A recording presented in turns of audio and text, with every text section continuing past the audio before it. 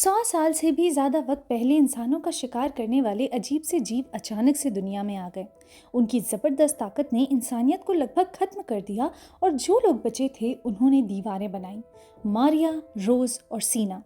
उसके बाद से सब कुछ शांत था, तब तक जब तक कि वो एक मनहूस दिन नहीं आया।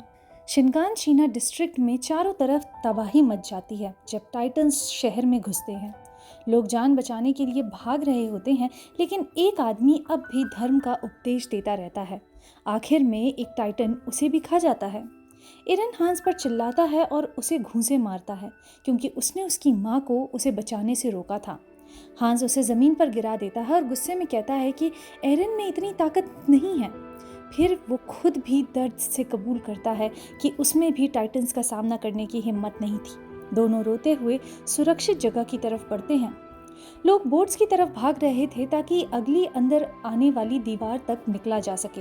ये पूरा डिस्ट्रिक्ट बाकी स्ट्रक्चर्स से थोड़ा बाहर की तरफ निकला हुआ था, जो उसे अटैक के लिए कमज़ोर बनाता था लेकिन इवैक्यूएशन के लिए परफेक्ट। आर्मीन, जो अब बोट पर होता है, दूर से एरन और मिकासा को आता देखता है और उसके चेहरों पर वो सदमे का भाव पढ़ लेता है। वो समझ जाता है कि उसके परिवार के साथ क्या हुआ होगा। जैसे ही टाइटन्स निकलने वाले होते हैं, गार्ड्स गेट बंद करना शुरू कर देते हैं। तभी ज़मीन में कंपन होने लगता है और एक अजीब सा दिखने वाला नया टाइटन सामने आता है। वो सीधे दीवार की तरफ दौड़ता है। गेट बंद होने से पहले ही उसमें टकरा जाता है और एक बड़ा सा छेद बन जाता है। धमाके में सारे गार्ड्स उड़ जाते हैं। शिनगानशीना और वॉल मारिया के साउथ में हुई संधि की खबर पूरे देश में फैल जाती है। टाइटन्स एक बार फिर इंसानियत को निगलने के लिए आ चुके हैं। एरन सदमे में खड़ा सब कुछ देखता रहता है। उसे अब अपना घर कभी नहीं दिखेगा। वो कभी अपनी माँ से नहीं मिलेगा। उसे उस वक्त का अफसोस होता है जब वो अपनी माँ से बहस किया करता था। अब तो वो चली गई है और इन सब की वजह सिर्फ इतनी सी कि एरन कमज़ोर था। वो उन टाइटन से लड़ नहीं सकता था अपनी माँ को बचाने के लिए। एरन गुस्से में उठता है और कसम खाता है कि वो एक एक करके सारे टाइटन्स को खत्म कर देगा। उस हमले में 10,000 लोग खा लिए गए। उसी साल रॉयल गवर्नमेंट ने सबको पीछे वॉल रोज तक हटने का आदेश दिया। डॉक्टर जैगर डर के मारे अपने परिवार की तरफ भागते हैं, मन में ये सोचते हुए कि कहीं उनके परिवार को कुछ हो तो नहीं गया।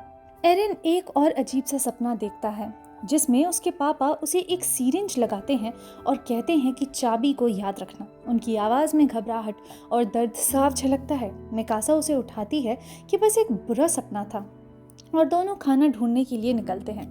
एरन अपनी गर्दन से लटकी हुई चाबी देखता है और जल्दी से उसे अपनी शर्ट के अंदर छुपा लेता है। सारे बोट से आए रेफ्यूजी एक जगह जमा होते हैं जहां राशन बांटा जा रहा था। माहौल टेंशन भरा है क्योंकि अभी भी कोई नहीं कह सकता कि वे लोग सुरक्षित हैं या नहीं। आर्मीन आता है और उनके लिए ब्रेड के टुकड़े लाता है। एक गार्ड ये देखता है और ताना मारता है कि इतना खाने का सामान भी नहीं है कि तुम लोगों को बांटते फिर रहे हो। एरन गुस्से में उस पर चिल्लाता है, लेकिन आर्मीन और मिकासा उसे पकड़ लेते हैं और माफ़ी मांगते हैं। एरन कहता है कि उसे वापस वॉल मारिया जाना है, हर एक टाइटन को मारने के लिए। वो उन गार्ड्स की तरह नहीं बनना चाहता जो दीवारों के अंदर तो बहुत बहादुर बनते हैं लेकिन असल में डरपोक हैं, टाइटन्स का सामना नहीं कर सकते। आर्मीन कहता है कि अगर उन्होंने ऐसा कुछ किया तो वो मर जाएंगे, वैसे ही जैसे उनके मम्मी पापा मारे गए। एरन उसे डरपोक बोल देता है, जिस पर मिकासा उसे एक मुक्का मारती है। वो कहती है कि अगर आर्मीन डरपोक है तो हम सब हैं। हम तो अपना खाना तक नहीं जुटा पा रहे, टाइटन से कैसे लड़ पाएंगे।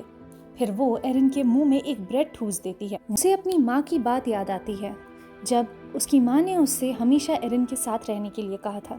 क्योंकि एरन अपना ख्याल खुद नहीं रख सकता, इसीलिए मिकासा का हर वक्त उसके आसपास रहना ज़रूरी है।